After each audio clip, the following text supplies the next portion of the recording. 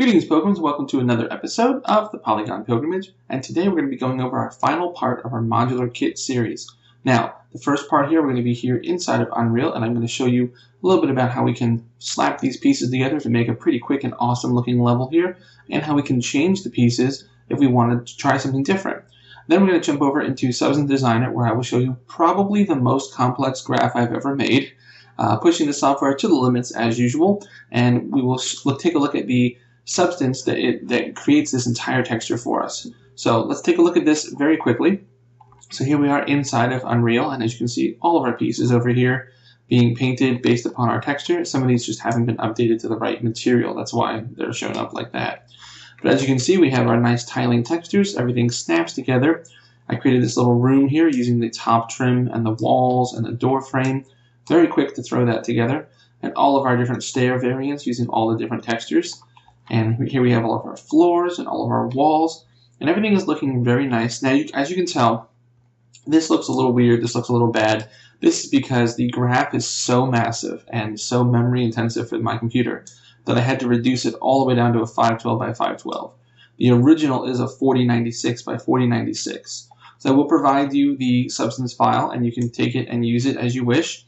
And all you have to do is crank up your base setting all the way back up to 4096 before you export. Okay? So then here we have all the floors, all the stairs, using the floor segments. As you can see, the different colored segments there. All of our different floors, and they came out quite nice. And then I threw this little example together here. And let's take a look. If I hit Alt-P, I'm going to jump into the world. Now we're running around, and this could be our level, shooting at bad guys, picking up power-ups, and we can just run right up the stairs, walk around here, and this is all well and good, but I have all these different pieces, and I'm only using, say, 3 or 4 of these here. So I'm using the stairs, some walls, the corner walls, the bottom floor trims, as you can see here, the trims right there, and we're using these little short pillars, and I have my little half doorway here. This could be a doorway. So say I want to keep using different pieces, but I don't want to keep copying a piece from over there, bring it all the way over here, replace it, where it needs to go, and then delete the old one. Well, there is a much simpler way. So let me drop out of this, and we'll take a look. So let's go drop back into full mode here. Now, as you can see here, let's give ourselves a little bit more room. We have all these other pieces over here, and say I want to use one of these big pillars.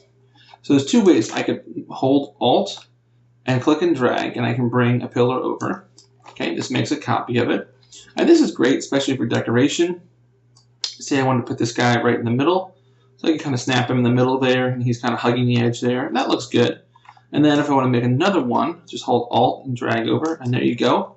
See how quickly we're throwing together a level here. So you can really prototype very quickly with this kit, and that's kind of the point of it. But now, say I'm a little lazy, I don't want to keep copying and pasting. Well, here's a way. I can select this guy, and I can just change out his mesh. So I change his mesh to the double, and then I tell it, hey, use the new texture. And there you go, new material, pardon me. So the same thing here, let's do it again. So I'm going to click here and say double. And you'll notice automatically he's using a different, he's using the sample, which is just the colors, but this mod kit master is the material I made, which has all the final outputs. So there you go. So we can very quickly say these corner pieces. Watch this, we'll select them all and say, let's make all of you doubles. And let's tell you to use the correct texture. And there we go. So it's very quick and easy to prototype our levels, and we can get some great variety super fast, and we can move on with our day. And even up here we can say, you know what, I want just these middle ones to be a different texture. Well, I can change out what type they are. So I can just say go to C, and now it's using C, and then again, we need to change our material here. There you go. So we could completely change. Let's just do them all. I do like that. Let's go to C and do this. And now we've completely changed and altered our whole little level piece here with just a few clicks. We haven't had to copy and paste huge chunks of things. Nothing had to be moved. We didn't have to work with exact numbers as to where anything is. So this is a great little tip here. You can just change these out, and Unreal is very flexible like this. Now, this is also great because I could create one of these. I could put these all into a folder using this icon all the way in the top here. You can create a folder, copy the entire folder, move it over here, rotate it around, and then select all my pieces, and as you saw, with a few clicks, completely change the whole area. So that was kind of the intention, is if you look at the texture, which we will in a moment, The different trims have different colors. And the idea is that I could create a whole area and say this was a dungeon crawling type thing, and I go into this doorway here, and I go down into a lower level. Well, maybe I wanted the lower level to be this darker stone, something more like this, like moss-eaten, and kind of a different layer of civilization is down there. Well, it'd be really easy to reuse a layout that I've already created and just move that down and then completely change the whole setup just with a few clicks. So that's really the idea of not only a modular kit, but a modular texture, the ability to have this atlas and we can move around the chart very quickly. So that's awesome. So let's go ahead and close this down now, and we're going to take a look at Substance Designer, and we'll take a look at the massive material that it took to build this, okay? So I'm going to launch Substance Designer, and we'll take a look here, because this was the largest graph I think I've ever created, and it is extremely memory intensive to the point that I'm a little worried about it crashing the computer while we do the recording. Okay, so here we are. Whew, look at that. So it's loading in, and yeah, I'm already at 100% CPU usage. There we go. Come on, calm it down. There we go. So here is our final material here, and this exports on all 5 channels. So we have our diffuse, we have our normal, we have our roughness, our metallic, and our height. So all of those are covered in all of this. Now again, I will provide this material, or I'm sorry, this substance for you, so you can take a look, but I'm going to give you a quick tour and then show you a few tips and tricks of things that I created here. So first of all, it all begins with our mask. So here we have our finalized mask that we created, and we did some of this in Photoshop and just made sure that all the numbers are correct. And again, this is all based on eighths. So as you can see, these squares, if you were to take these and just keep moving along, you'd have 16 of them in total. And then each of those squares are divided based upon, these are the trims, these are our pillars, these are the pillar covers, these are the floors. We talked about our floor having 1, 2, 3 large floors, and then 4 floors that are made up of only a fourth. And then here are our floor trims. And then this area down here is for our path. And you can see our path here, I imagined sort of like I think of old school Zelda, where you have these paths that are like a carpet, but you could change this out and make it sci-fi, all kinds of things. So you have, this is a standard carpet, corner piece here with a trim. This is a trim here with a turn, but it's all dilapidated, or I called it frayed in the texture. And here is our corner turn without being frayed, our cap that is frayed, a straight piece, and a straight piece that is frayed. Okay, and with those we can create all kinds of things. You can create a T intersection, you can create a corner turn, you can create just a straight path, all kinds of things. And it's based upon clever mirroring and clever use of these. And we talked about that in the previous episode. So moving on, let's take a look at some of the tips and tricks here. So first of all, a proper mask here is great. And you'll notice one of the things that I did was I wanted to make sure that my wall trims and my floor trims were identical based upon the pieces. So I wanted the top A to match A, B to match B, etc. And I didn't have too much variety here, but just a few. You can see a couple of variants of colors, and some of these are variants in how dark the stone is, so you can make up your mind there. But you'll notice on the texture here for the mask, they are the same colors because I wanted them to be used the same way. So I started off doing this with the walls, and these are just a color to mask node, and then you select your color. So in here, if I double click this, here's the color. So what you do is, pardon me, double click this, click this once. Oh no, I'm sorry, double click this once. Now I've activated this node, but I'm viewing this node, and then I can use my eyedropper to select what I'm looking for, and that makes it a lot easier. So with that done, you'll notice that I did have a little bit of spillage because I was reusing colors. That's okay, I just use a cropping and crop off the bottom, and then we'll go ahead and use that. So as I got all of these just laid out, so all of these are just get the right selection down. Some of them I had to combine. So example, the pillars here, the caps, these cap pieces, I had to combine them because I wanted them all to be the same stone. So what I did here is this is just a simple add linear dodge, and I've added together each result of that mask. So the end is I have a mask that is the entire area that are the caps. So that's a way to affect a large area of things that each are made up of individual masks. That's a good trick to go ahead and say, I want to select everything in this area, so let me just create a mask that is basically all of those masks added together. So that's one tip for you. And then we have here our floors and our paths, and I did the same thing here for the paths. You can see this little chain here comes down to everything that is included in the paths all in one section there, because I needed to do a full effect to that. Now while we're talking about the paths, let's talk about how I created these. So this is a very simple pattern. I've taken, let's see, what is this? Yeah, paper patch. This is a really cool generator. It comes with Substance. I didn't touch any of the settings over here. I immediately threw it into a Transform 2D and hit the 1/2 by 2 several times. So it gets down to sort of this almost noise, but this works really good, I think, for carpeting. So then up here, I'm going to throw that into a gradient map because I need to turn that into a gradient to put it into these two color inputs. And I have two colors, color for the trim and color for the carpet. And again, going back to the old school Zelda dungeon crawlers, I just thought kind of a goldish color-ish for the trim and then a red for the carpet. Just keep it simple. Now for the actual blends where we assign these two, it is the carpet, this gradient map on top with a subtract of 0.5 and then the color for the background. And for those two, you end up with these two. Okay? Now each of these, the rest of these, is just a very clever use of the cropping area. This thing I've talked about several times because it's a great little tip. So here, this first one is very simple. This is just our base piece of carpet right here.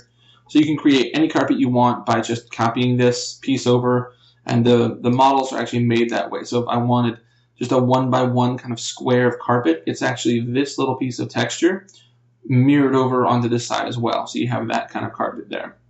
But then you get into the more complex ones. Like for example, how do we do this, which is a corner turn, it's dilapidated and it's frayed, and it has the gold trim. So how do we do that? Okay, so first up, we're going to bring our gold trim in with the whole shape. All right. Then we're going to throw this into a blend where we're subtracting by only taking with us certain parts of it. So how do we do that? Over here, we're going to take a clouds 2, no change, transform, and I scaled it down quite a bit, and I started to rotate it a bit, and then a histogram scan, and I brought it up to a position of 0.15, a contrast of 0.87. I'm starting to get these really sharp cutouts, okay? Then, down here, clouds 1, no change, transform, again, scale it down by 2 several times, same histogram scan, but this time at 0.2, and then I'm going to blend those two together to kind of add them together, and then I'm going to invert that grayscale. And now using that as a mask on this, you'll see that I only keep all the areas that are not white, or were not white here, but now they're black. So we're keeping only the white, and then the blacks become the holes, okay? So now that gives us that little dilapidated kind of worn look to it. So, but that's only for the yellow, for the trim. We still need to put this on top of the red, and the red needs to be dilapidated as well. So same trick for the red. We bring the red in, do the dilapidation, using the same one so that they match. Then put the two together, and so you see now the holes line up, which is very nice. And then using a clever trim here, what I'm doing is taking this and saying, come up to this point, but then come over to this point. So it's really only taking from here over, but then it's still getting masked out by our previous mask. So then we just kind of cut that out. So see 0.42, so if I lower that, you'll see what happens. See, we get more than we need. So right there, 0.42. I tried to do I was counting 2 ticks off of the corner. So that'd be 1, 2, and then 1, 2 this way. That way they all line up. And this is combining the two together to start putting them onto the chart at the end. Okay, let's take a look down here. So this is the same kind of thing. And let's take a look at that guy. So that's this. I've already pre-done this 0.42, 0.92. And then here's the full red, and I just put the one on top of the other. Nice and easy. And then let's combine them together, combining from the top. And here we have the corner piece. So it's the same kind of thing. And then this time, I think we did it here. Yeah, 0.33, 0.92 on the bottom. And that is to cut out the red. And then we put that on top. And there you go. Get some nice corner pieces going. Same kind of tricks over and over again. We're just using different trims. So here's 0.58, 1, 0.77. And then by putting those together, I get this kind of corner piece here, like this, from here down to here. And then we do the same thing again, as you can see with the dilapidation. And it tiles nicely, so then we don't have any interruptions in those patterns. So to go all the way down there, and the same kind of thing this way. So just clever use of those trim paths, and it really works out nicely. And here's our final carpeting. All of that put together. Very nice. Okay, so let's take a look at some of the walls and some of the floors that we created. Okay, so most of these are repetition of the same theme, and essentially what we're taking is a tile generator. We are applying some color to it, and then I have a pretty standard setup. I found some nice numbers that I liked for my roughness and metallic, and I just kind of went with it for all of them. So for this first one here, I had to adjust it because in my original setup, I was using a nice offset, and it looked really good here in Substance Designer. But when you bring it into Unreal, I noticed that the tiling was not working properly, and that's not going to work. It has to tile perfectly because this is a modular kit, and when things are modeled to snap together, it has to tile. Okay, so let's take a look. So this is just a tile generator. I'll go over the settings with you. Random seed of 5, and this is a 32 by 32 because we're only taking one section of it. 0.5, didn't change any of that. Scale, didn't change any of that. Let's see, what did I change? The luminance variation I put to a 0.5. It is a pattern of brick. Pattern specific of 0.04. And I think that's all I changed. So that gives you this. Then I'm going to blend this into here, and I think I put a black on top of this just to kind of give it a little bit of a darker feel to it. And then the levels on the bottom here. Let's see. Yeah, throw those guys together. Now we start to blend in a little bit of this grunge.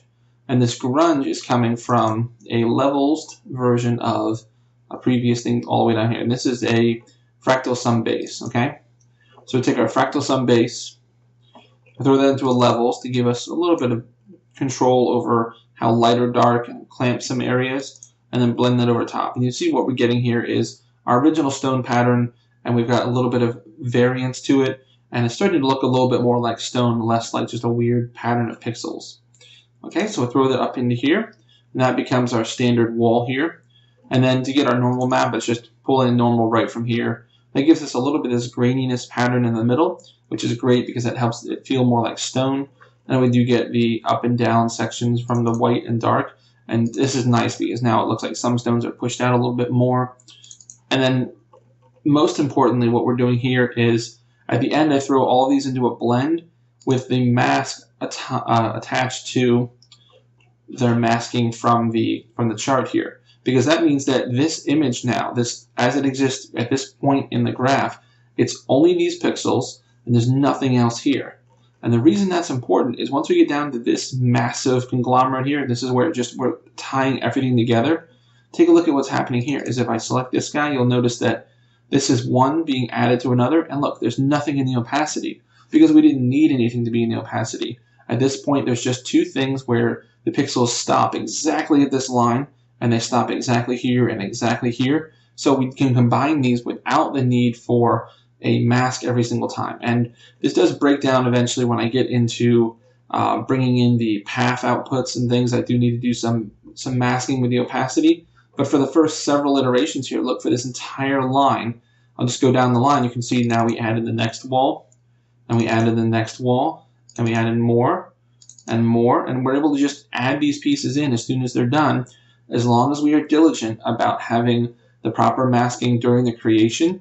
When that particular version is done, we can just throw it into the chart and add it and add it and add it, and you can see everything just kind of builds nicely.